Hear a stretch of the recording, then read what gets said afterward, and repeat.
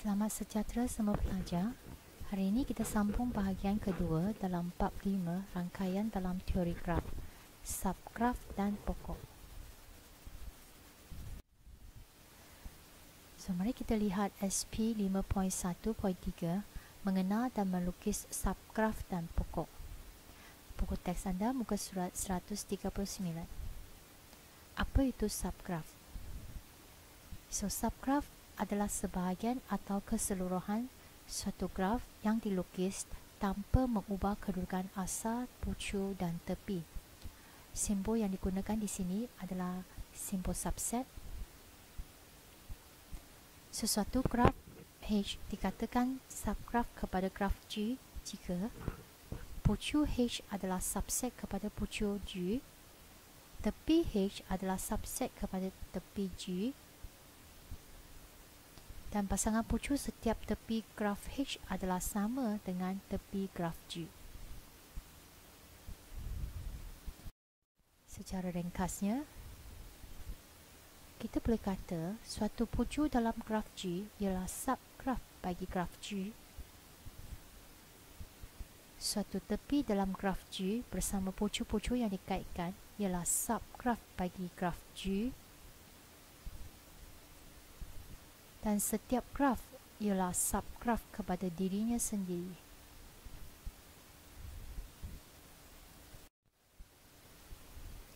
Okey, lihat contoh graf ini yang dibentuk oleh pucuk PQRS.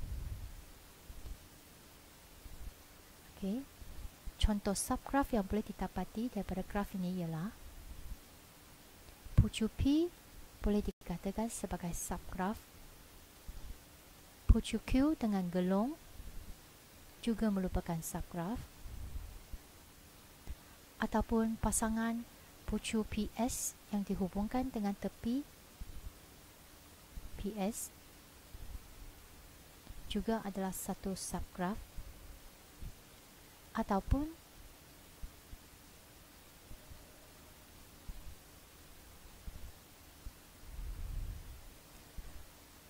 pucuk PSR yang dihubungkan oleh tiga tepi,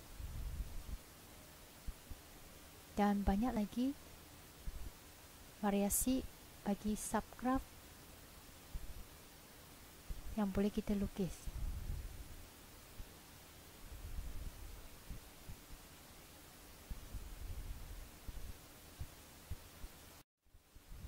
So, mari kita lihat contoh 9. Buku teks anda muka surat 139. Tentukan sama ada dalam raja. Mari kita lihat contoh 9 dalam buku teks muka surat 139. Tentukan sama ada raja 1, 2, 3 dan 4 ialah subgraf bagi graf G. So, ini adalah graf G. Mari kita tengok raja 1. Okey, raja 1 adalah subgraf kepada graf G kerana pucuk P dan S dihubungkan dengan tepi E5. Ya, dia adalah sebahagian daripada graf G. Jadi dia adalah subgraf. Raja kedua, kita lihat gelong E2 berada di pucuk P. Tetapi pada graf asal, gelong E2 berada di pucuk Q. Jadi ini bukan subgraf. Kemudian kita lihat raja 3. Raja 3, kita lihat tepi PS dilabel dengan E3 tidak sama dengan graf G. Jadi dia bukan satu subgraf bagi graf G. Dan raja 4, gelong dilabel sebagai E3 dan tepi QR dilabel dengan E2. Jadi ini juga bukan subgraf. Mari kita lihat bagaimana kita melukis subgraf. So, ada dua cara untuk kita melukis subgraf. Cara pertama, kita boleh membuangkan pucuk ada dua cara. Ada dua cara kita boleh melukis subgraf. Kita boleh melukis subgraf dengan membuang pucuk ataupun tepi pada suatu graf. Sekiranya kita membuang tepi, okey, tepi 1, 2 dibuang, tepi pada pucuk 1, 2 dibuang, kita akan dapat rajah, kita akan dapat subgraf seperti ini. Sekiranya kita buang tepi 1, 3, kita akan dapat subgraf yang kedua. Dan jika kita buangkan tepi pucuk 1, 4 dan 3, 5, kita dapat satu lagi subgraf. So sebenarnya ada banyak variasi subgraf yang boleh kita lukis daripada satu graf.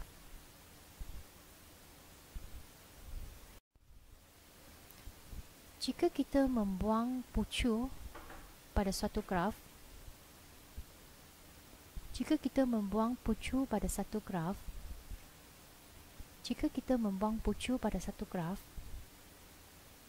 contohnya kalau pucuk 1 dibuang, maka tepi-tepi yang berkait dengan pucuk 1 akan dibuang juga. So tinggallah subgraf seperti ini. Sekiranya pucuk 25 dibuang, jadi tepi-tepi yang berkait dengan pucuk 25 akan dibuang dan dapatlah subgraf seperti yang ditunjuk. Jika pucuk 3 dibuang, jadi 4 tepi yang berkait dengan pucuk 3 juga akan dibuang. Kita akan dapat satu lagi subgraf seperti yang dilukis. Dan banyak lagi variasi subgraf yang boleh kita lukis.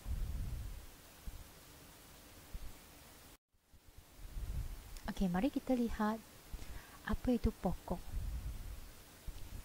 Pokok adalah subgraf bagi suatu graf dengan semua pucuk mesti berkait dan setiap pasangan pucuk dikaitkan oleh satu tepi sahaja. Dan dalam pokok, dia tiada gelung ataupun berbilang tepi. Ini contoh pokok. Okey, mari kita perhatikan pucuknya ada 8. Mari kita perhatikan semua pucuk adalah bersambung. Setiap pasangan pucuk ada satu tepi sahaja. Graf mudah, ia merupakan graf mudah dan tiada kitaran, iaitu satu laluan sahaja untuk semua pucuk dan tepi. Ini adalah pokok. Satu lagi ciri-ciri pokok ialah bilangan tepi pokok mesti sama dengan bilangan pucuk tolak 1. Katakan bilangan pucuk adalah n, maka bilangan tepinya ialah n tolak 1. Contoh bagi pokok ini ada 6 pucuk. Jadi contoh bagi pokok ini ada 6 pucuk. Jadi tepinya contoh bilangan pucuk dalam pokok ini ada 6. Maka bilangan tepinya adalah 6 tolak 1 sama dengan 5. Okay.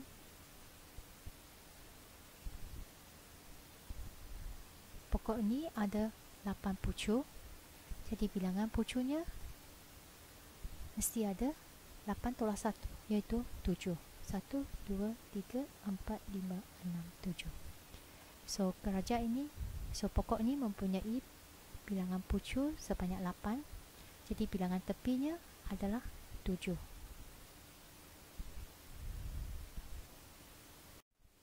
So contoh kegunaan pokok dalam kehidupan harian ataupun bidang lain. Kita lihat ni dalam bidang kimia. ataupun molekul-molekul air boleh ditulis dalam bentuk pokok. Okay. Contoh-contoh lain yang digunakan dalam kimia, ataupun contoh borang-borang yang disediakan untuk selidik, ataupun ini kumpulan bintang-bintang yang kita dapat lihat di langit. Contoh Aries dengan Cancer, ya, kita dapat membentukkan pokok.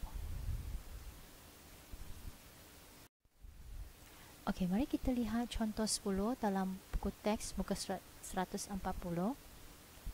Kena pasti sama ada pokok atau bukan pokok untuk raja yang di bawah. Berikan justifikasi anda. So, mari kita lihat raja 1. Okey. So, di sini ada 6 pucuk dan kita dapati ada 6. So, di sini kita nampak ada 6 pucuk dan dia ada 7 tepi. Jadi dia bukan pokok. Dan setiap pasangan pucuk dikaitkan dengan berbagai cara. Okey. So, dia ada banyak laluan. Jadi dia bukan pokok.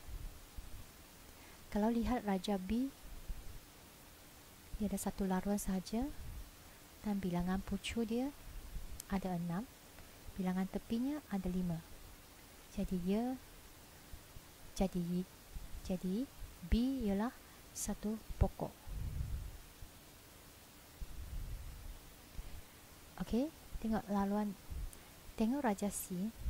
Raja C pun sama, ada satu laluan saja untuk semua pasangan pucuk dan bilangan pucuk ada 5, bilangan pucuk ada 6, bilangan tepi ada 5. Jadi dia merupakan satu pokok juga. Dan raja D ini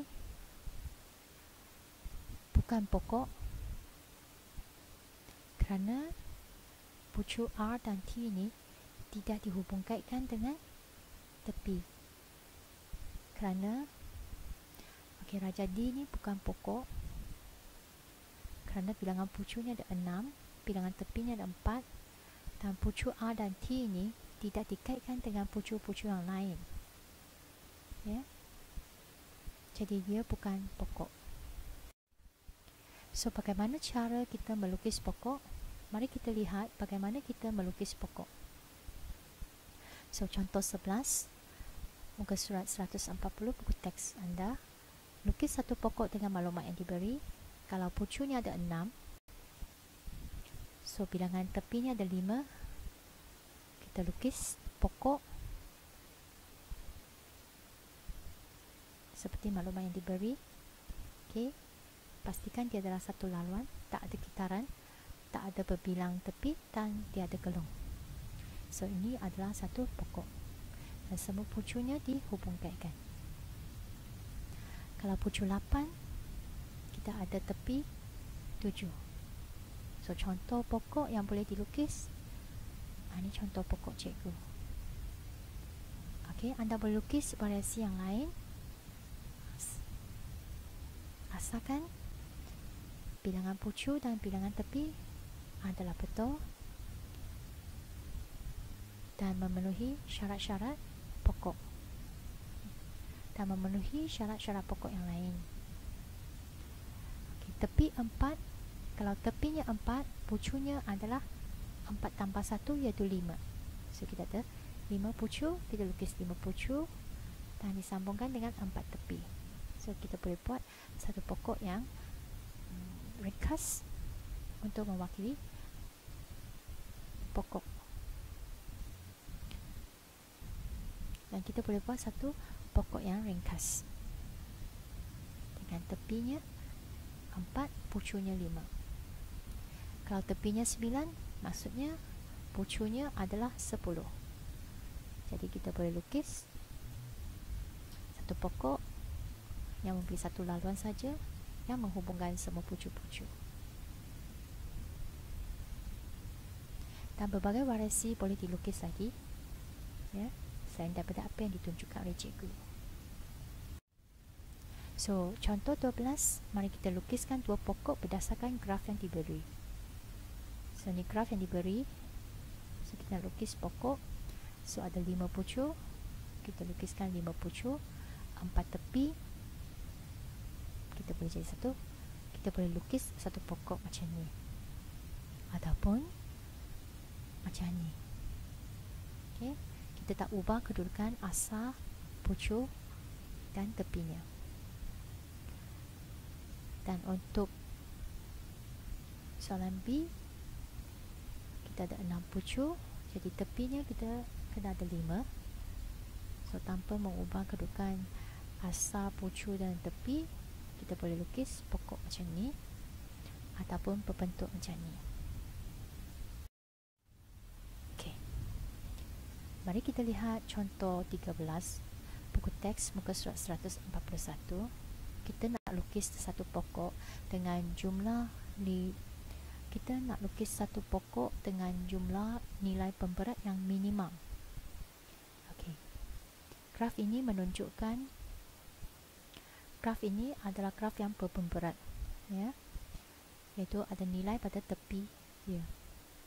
So, bagaimana kita nak lukis satu pokok dengan jumlah nilai pemberat yang minimum?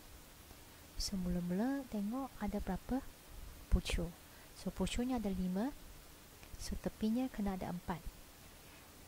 Dalam graf ada 7 tepi. Maksudnya ada lebih 3 tepi. Kita kena buang 3 tepi tu. Okey, bagaimana kita nak buang tepi tu? Kita pilih nilai pemberat daripada nilai yang paling tinggi. Ya, ikut turutan. So, kalau kita lihat graf ini, nilai pemberat yang paling tinggi adalah 25, 20 dan 19. Sekiranya cikgu padamkan tepi ketiga-tiga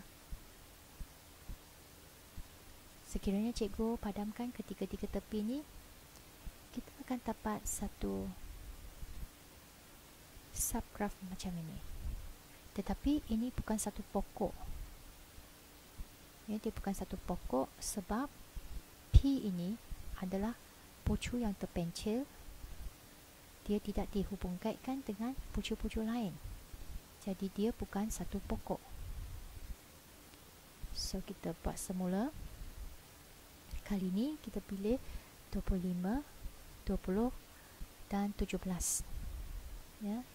Sebab selain daripada 19, 17 lah yang paling tinggi. So, kalau kita padamkan ketiga-tiga garis ini, kalau kita padamkan ketiga-tiga tepi ini, kita akan dapat satu pokok. So, ini adalah pokok dengan 5 pucuk dan 4 tepi. So, ini adalah satu pokok. Okey, itulah cara kita melukis pokok dengan mencari jumlah. Mari kita tengok jumlah nilai pemberat dia. So, jumlah nilai pemberat dia adalah 10 tambah. Jadi, jumlah nilai pemberat minimum pokok ini adalah 10 tambah 12 tambah 14 tambah 19. So, jawapan dia 55. So, ini adalah pokok dia. So, inilah cara kita menyelesaikan. So, inilah caranya kita melukiskan pokok dengan jumlah nilai pemberat yang minimum. Baiklah, sekian. Baiklah, sampai di sini sahaja untuk kali ini. Sekian, terima kasih. Kita jumpa lagi. Baiklah, sampai di sini sahaja untuk kali ini. Kita jumpa lagi. Sekian, terima kasih.